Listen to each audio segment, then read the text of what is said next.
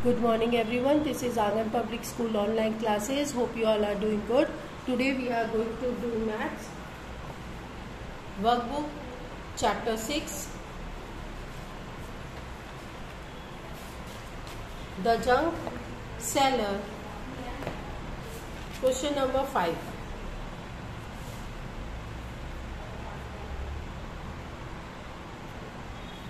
यहाँ पे देखिए टेबल दिया हुआ है. उस टेबल में आइटम्स के नाम लिखे हैं, बाइंग प्राइस लिखा है, सेलिंग प्राइस लिखा है, प्रॉफिट हुआ कि लॉस हुआ और कितना हुआ. ठीक है, तो यहाँ पे हमें क्या करना है, बाइंग प्राइस और सेलिंग प्राइस, और उसमें से हमें प्रॉफिट हुआ कि लॉस हुआ वो पता करना है. तो क्या होता क्या है कि बाइंग प्राइस यानी कि जिस दाम पे हम खरीदते हैं, बाइंग यानी जिस दाम पे हमने खरीदा, और सेलिंग प्राइस मतलब जिस दाम पे हमने बेचा. अगर हम कोई बिजनेस करते हैं, ठीक है, तो हम कम दाम पे खरीदते हैं और ज़्यादा दाम पे बेचते हैं तो ही प्रॉफिट होगा. प्रॉफिट करना ज़रूरी है. अगर प्रॉफिट नहीं करेंगे तो फिर बिजनेस करने का कोई मतलब नहीं होता है. तो कम दाम में खरीदते हैं और ज़्यादा दाम में बेचते हैं तो ही हमको प्रॉफिट होता है. ठीक है, तो प्रॉफिट निकालने के लिए हम क्या करते हैं, प्रॉफिट करने के लिए हम करते हैं, पता करने के लिए कि प्रॉफिट कितना हुआ तो हम सेलिंग प्राइस से माइनस करते हैं बाइंग प्राइस को. एसपी मतलब सेलिंग प्राइस और बीपी मतलब बाइंग प्राइस. यानी सेलिंग प्राइस से बीपी बाइंग प्राइस को हम माइनस करेंगे. और अगर नुकसान होता है, नुकसान कैसे होगा, नुकसान अगर होगा कि हम बाइंग प्राइस खरीदते ज़्यादा दाम पे है और बेचते कम दाम पे है. ठीक है, अगर हमने 5 रुपए की चीज़ खरीदी है, ठीक है, लेकिन हमने 2 रुपये में बेची तो हमें नुकसान होगा ना. 5 रुपये में खरीदेंगे और 2 रुपये में बेचेंगे तो नुकसान होगा, तो उसको कहते हैं लॉस. तो वो लॉस होगा, तो लॉस कितना हुआ वो निकालने के लिए हम पहले बाइंग प्राइस लिखेंगे, उससे सेलिंग प्राइस को माइनस करेंगे. तो buying price minus selling price. ठीक है, तो buying price minus selling price होता है. तो प्रॉफिट के लिए हमेशा सेलिंग प्राइस यानी ज़्यादा जो होता है अमाउंट वो ऊपर लिखेंगे, और बाइंग प्राइस मतलब कि वो छोटा होता है उससे हम उसको माइनस करेंगे. तो सेम इसी तरह से हमको सम्स करने हैं. आप एक रफ नोटबुक लेना और रफ नोटबुक लेके आपको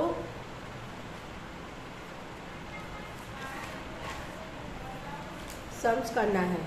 यहाँ पे देखो मैंने आपको एक करके दिया, एक किया हुआ है. 10 पेंसिल है, 35 रुपीज़ में खरीदी है और सेलिंग प्राइस में बेची है. तो कितना हुआ, फायदा हुआ कि नुकसान हुआ. 35 में खरीद रहे हो और 40 में बेच रहे हो तो इसका मतलब कि आपने प्रॉफिट किया है. अमाउंट देख के समझ में आता है तो प्रॉफिट किया है. तो प्रॉफिट के लिए हम क्या करेंगे, selling price minus buying price, यानी सेलिंग प्राइस पहले लिखेंगे 40 रुपीज़ और फिर नीचे 35 रुपीज़ लिखेंगे, उससे माइनस करेंगे तो हमें प्रॉफिट हुआ. और हमने कितना प्रॉफिट किया, हमने 5 रुपीज़ का प्रॉफिट किया. ओके, नाउ सेकेंड वाला देखो, 30 नोटबुक्स है 135 रुपीज़ की और मैंने बेची है 165 रुपीज़ में. तो अमाउंट देख के आपको समझ में आता है कि ये प्रॉफिट है या लॉस है. तो प्रॉफिट किया है हमने तो हम यहाँ प्रॉफिट लिखेंगे और उसके बाद हम उसको माइनस करेंगे. तो हाँ 165 ले रहे हैं जो हमारा सेलिंग प्राइस है और 135 हमारा बाइंग प्राइस है. तो बाइंग प्राइस को माइनस करेंगे सेलिंग प्राइस से, तो हमने यहाँ माइनस किया. जब माइनस करने के बाद हमें मिलता है 30 रुपीज़. ओके, 5 में से 5 जाएगा तो 0, 6 में से 3 जाएगा तो 3 बचेगा. तो कितना हुआ, 30 रुपीज़. तो हम यहाँ पे लिखेंगे ₹30. ओके, सो इसी तरह से हमको कुछ सम्स करने हैं.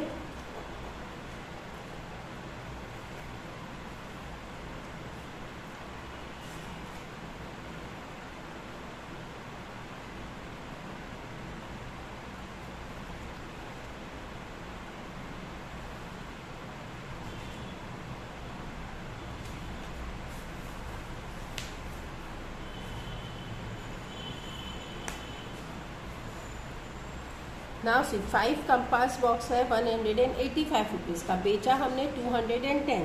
तो हम प्रॉफिट हो रहा है तो प्रॉफिट लिखेंगे और फिर 210 लिख के माइनस करेंगे 185 को, हमने माइनस किया 185 को, तो 0 में से 5 नहीं जाएगा तो ये हो जाएगा 0, यहाँ हो जाएगा 10, तो अभी 10 में से 5 जाएगा तो बचेगा 5, यहाँ पे 0 में से 8 नहीं जाएगा तो हम 2 में से बोरो करेंगे तो ये बच जाएगा 1, ये होगा 10, तो यहाँ पे 2 और ये होगा 0, यानी ₹25 का हमने प्रॉफिट किया है। नंबर 4 इसी तरह से करेंगे। वन टेबल 325 का खरीदा है और 403 में बेचा है, तो प्रॉफिट हो रहा है, तो प्रॉफिट कितना हो रहा है 403 है और 325 को हम माइनस करेंगे, ठीक है। तो 3 - 5 तो होगा नहीं, तो हम बोरो करेंगे, तो बोरो यहाँ पे आएगा 3, यहाँ पे आएगा 10, फिर हो जाएगा 9 और यहाँ पे होगा 30 में से 5 जाएगा तो बचेगा 8, 9 में से 2 जाएगा बचेगा तो 7 और यहाँ पे आएगा 0, यानी ₹78 का प्रॉफिट किया। नाउ सी वन चेयर है, अभी वन चेयर में देखो 340 रुपीज़ का खरीदा है और 285 में बेच दिया, तो कम में बेचा है, तो जब कम में बेचेंगे तो क्या होता है, लॉस होता है, तो वो लॉस हो रहा है। तो अब कितने का लॉस है, तो लॉस के लिए हम क्या करते हैं, लॉस के लिए हम करते हैं buying price minus selling price. तो बाइंग प्राइस है हमारा 340 है, बाइंग प्राइस है, और सेलिंग प्राइस है हमारा 285 है। अब हम इसको माइनस कर देंगे, तो 5 में 0 में से 5 जाएगा नहीं, यहाँ पे बचेगा 3, यहाँ आएगा 10, अभी यहाँ पे ये हो गया 5 और यहाँ पे 3 में से 8 नहीं जाएगा तो बोरो करना पड़ेगा, ये हो गया 13 में से 8 जाएगा तो यानी बचेगा 5, 2 में से 2 कट हुआ तो बचेगा 0, तो यहाँ पे आया 55, तो 55 रुपीज़ का हमें लॉस है, दिस इज अ लॉस। तो इसी तरह से हमको इस तरह माइनस कर करके हर एक बुक में हमको माइनस करना है और इस तरह से सम करना है, ठीक है। तो यहाँ पे आपको देखो मैंने लिख दिया है, 1 टीवी है 9,645 में खरीदा है और 8,992 में बेचा है, तो उसने कम दाम में बेचा है, तो ये लॉस है, तो लॉस में हम इसको माइनस कर देंगे, तो जब माइनस करेंगे तो हमें ये आंसर मिलेगा। ना 4 ग्राम ग्रेप्स है, 4 kg ग्रेप्स है, इतने में हमने खरीदी और इतने में बेची, प्रॉफिट हुआ, कितना प्रॉफिट होगा, 310 को 280 से माइनस करेंगे तो आंसर आएगा 30 रुपीज़, ओके। सेम है 2 kg एप्पल हमने इतने में खरीदा, बेचा मैंने इतने में, तो मैंने लॉस किया, तो लॉस कितना हुआ, तो हम 390 को 325 से माइनस करेंगे और 65 आंसर आएगा। स्वीट लाइम है, यहाँ पे 270, 246 में बेचा है, लॉस किया है मैंने, तो लॉस कितना हुआ, इस 270 को 246 से माइनस करेंगे तो बचेगा 24। नाउ स्कूल बैग एक थी, इतने रुपए में बेची मैंने इतने रुपए में, तो प्रॉफिट हुआ हमें 108 का, ओके। नाउ आंसर नंबर 6 में देखो हमें कैसे करना है, ये हम करेंगे, यहाँ पे एक टेबल चार्ट दिया है और इस टेबल चार्ट को करने के लिए हमें इस तरह से करना है। अभी यहाँ पे पूछ रहा है what is the cost of 25 pencil, 25 pencil के कितने दाम होते हैं, तो यहाँ पे तो हमें 15 पेंसिल का दाम पता है, तो 15 पेंसिल का दाम पता है, तो हम पहले 1 पेंसिल का दाम निकालेंगे। 1 पेंसिल का दाम निकालने के लिए हम क्या करेंगे, हम 15 को 45 से डिवाइड कर देंगे। 15 पेंसिल को हम 45 से डिवाइड करेंगे, तो डिवाइड करने पे हमको मिलता है 3। 15 का अगर टेबल नहीं आता है तो हम इस तरह से मल्टीप्लाई करके हमें निकालना है, कि मैंने मल्टीप्लाई किया है और मल्टीप्लाई करके मैंने यहाँ पे ये इसको किया, तो 15 3 होता है 55, 15 3 होता है 45, तो यानी 1 पेंसिल का दाम हुआ 3 रुपीज़।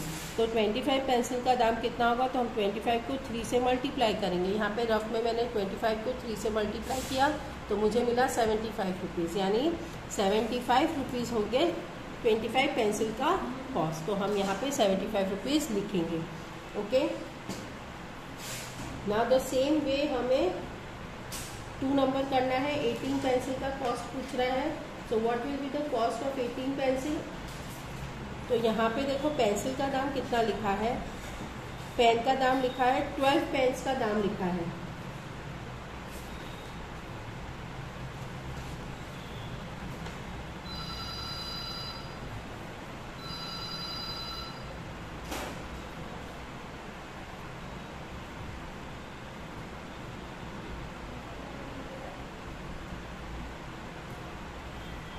तो 12 पेंसिल का दाम लिखा है 12 पेन्स का, तो 12 पेन्स हो गए कितने के हैं, 120 के हैं। तो 1 पेन का दाम कितना होगा, तो 1 पेन का दाम निकालने के लिए हम 120 को 12 से डिवाइड करेंगे। तो डिवाइड करने पे आएगा हमको 1 पेन का कॉस्ट होगा 10 रुपीज़। देखो मैंने यहाँ पे मैं करके देखती हूँ, 12 का टेबल 120, तो 12 1 सा 12, ये ज़ीरो यहाँ, तो ये इधर आ जाएगा, यानी 10 रुपीज़ हुआ। तो 1 पेन का दाम है 12 रुपीज़, तो 18 पेन्स का कितना होगा, 18 पेन्स का होगा 18 × 10, तो is equal to 180 rupees. Okay, so answer आएगा 180 रुपीज़। नंबर 3 में देखो,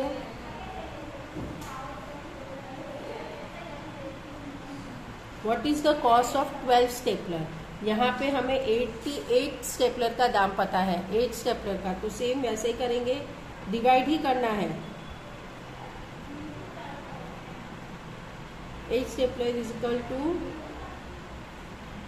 240 रुपीज़। तो 1 स्टेपलर का दाम निकालेंगे, इज इक्वल टू 240 को 8 से डिवाइड करेंगे, तो कितना होगा 1 स्टेपलर का,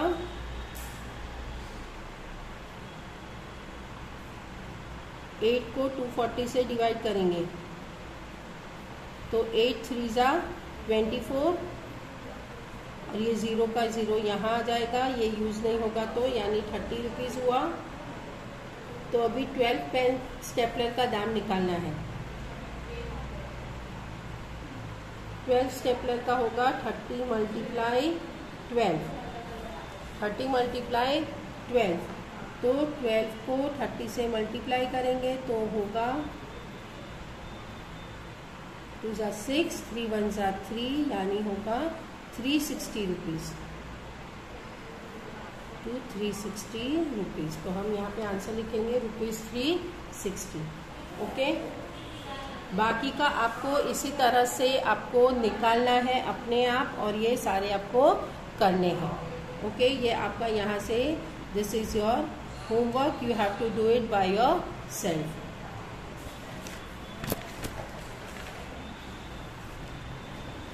ना क्वेश्चन नंबर 7 में भी सेम इसी तरह से दिया हुआ है। ये रेट लिस्ट दिया है, वेस्ट पेपर का दाम है इतना, न्यूज़पेपर का दाम है इतना, आयरन का है ₹25, ब्रास का है ₹280, प्लास्टिक का है ₹40।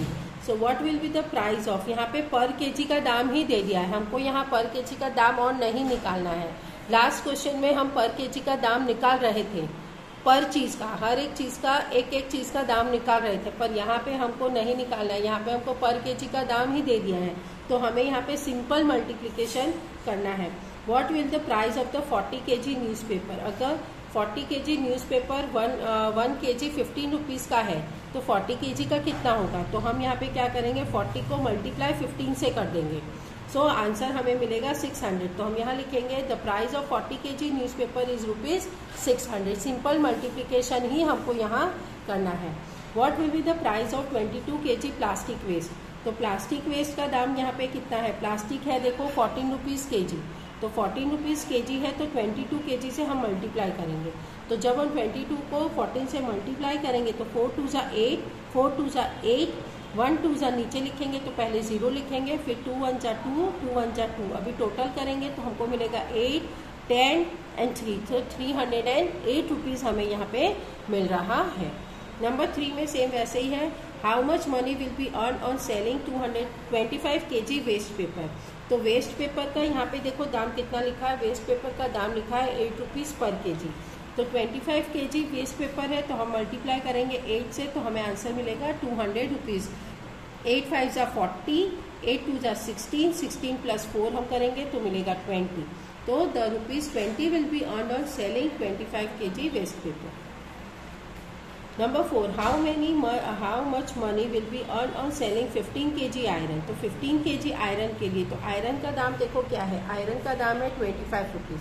तो ऑब्वियसली हम 25 को 12 से मल्टीप्लाई कर देंगे, तो 5 2s are 10, 5 1s are 5 plus 1 6, now 2 2s are 4, 2 1s are 2, और हम प्लस करेंगे तो हमको मिलेगा 300 रुपीज़। तो 300 will be earn on selling of 12 kg iron. Number 5 है what will be the price of 5 kg brass waste. अभी यहाँ पे ब्रास वेस्ट का दाम देखो कितना है, ₹280, और 5 kg ब्रास वेस्ट है, तो 5 kg ब्रास वेस्ट को मल्टीप्लाई कर देंगे 280 से, तो आंसर मिलेगा 1400। 8 5 0s are 0, 5 8s are 40, 4 मैंने ऊपर लिखा, यहाँ पे 0, तो 5 2s are 10, 10 प्लस 4 यहाँ पे आएगा 14, तो 1400 price of 5 kg brass waste. Okay,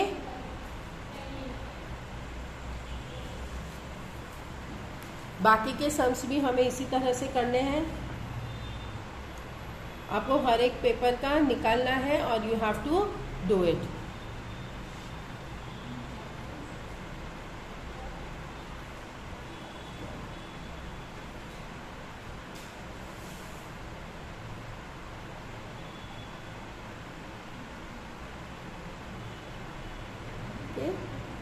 So till then, bye and take care.